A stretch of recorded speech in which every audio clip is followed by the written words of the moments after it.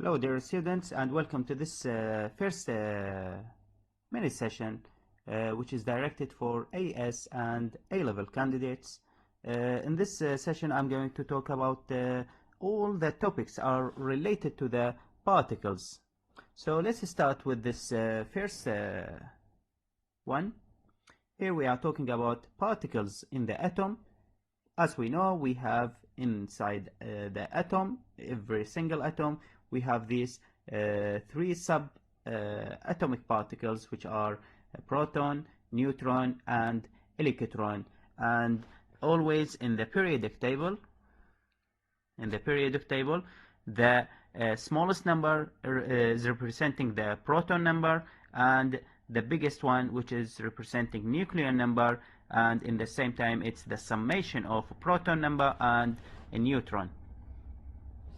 Now if we are going to go to this diagram, the second one, 2.2, so here we can see the nucleus of the atom. The nucleus of the atom of the same element are different. Here we have helium has relative atomic mass 4, while this one has 3. So the difference here, well, why? Because they have different neutron. So here we are having isotope. Okay, so the difference in the number of neutron of any element, that means you have isotope. If we go to this diagram, okay, here we have a lot of different masses. I mean, we have relative atomic mass, we have relative formula mass, relative molecular mass, and this relative word in every definition, that means these average masses of the compound, of the element, of the molecule are related to the 12 gram of carbon 12. So it's related to this reference. So here we have different relative mass for the carbon, which is 12, carbon dioxide is 44, and 32. Okay, and if we go to this diagram, which is very important, okay, it's very important. So if you take this 12 gram of carbon, that means you have 1 mole. You have 1 mole. If you have 1 mole, that means you have Avogadro number atoms. Okay, that means inside this 12 gram you have 6.22 times 10 power 23 atoms of carbon. Same thing for 44 gram of carbon dioxide. Inside this 44 gram, that means you have 1 mole. That means you have Avogadro number molecule of carbon dioxide. And here we have a list of examples. You have helium, 4 gram. That means you have Avogadro number of atoms of helium. For H2O, oxygen, for iron, and here we have gold and silver. Okay, we talked about relative formula mass. Okay, but we have another formula, but it's not related with the mass. It's related with the way of representing these compounds or these molecules. Here we have molecular formula, okay, and we have the empirical formula. Empirical formula always is the simplest whole number ratio of mole, which is derived from molecular formula.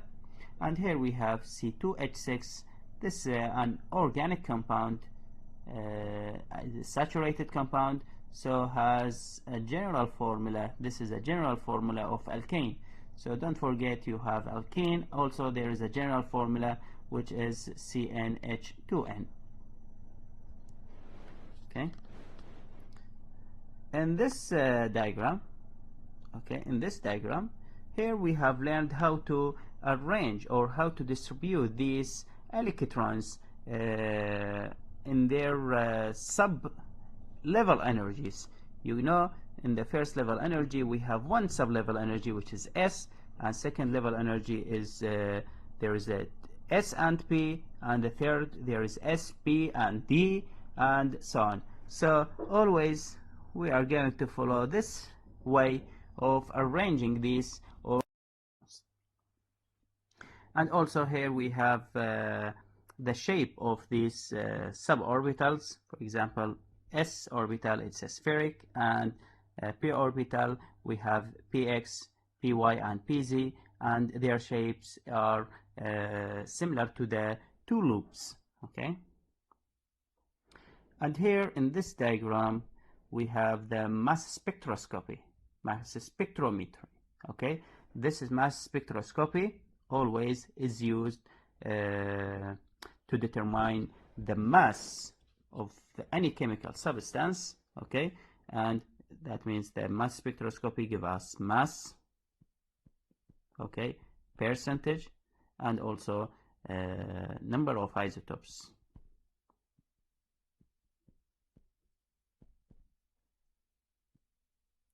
Okay, number of isotopes. And the last diagram here, which is related to the calculation of concentration, the most important equation here in this diagram, which is number of mole equal mass over molecular mass. Okay, so after finding the number of mole, you can multiply the number of mole. If you will divide it over volume, you may obtain the concentration, or in another way, that means this equation could be written like this one: concentration equal number of mole over volume. Okay, and always the concentration of any unknown solution could be determined by doing titration. Okay, yesterday we have learned the name of these tools. This one is biorate, and this one here we have a conical flask. And if you could, you can see here the solution here. Its color is changed due to use an indicator, which is giving us an indication of equivalent point. Okay, and always the titration. The titration always should be depend on balanced chemical equation. Okay, so in these 6 to 7 minutes we have revised all the topics which are very important in the chapter number 1 for AS and A-level candidates. Thank you.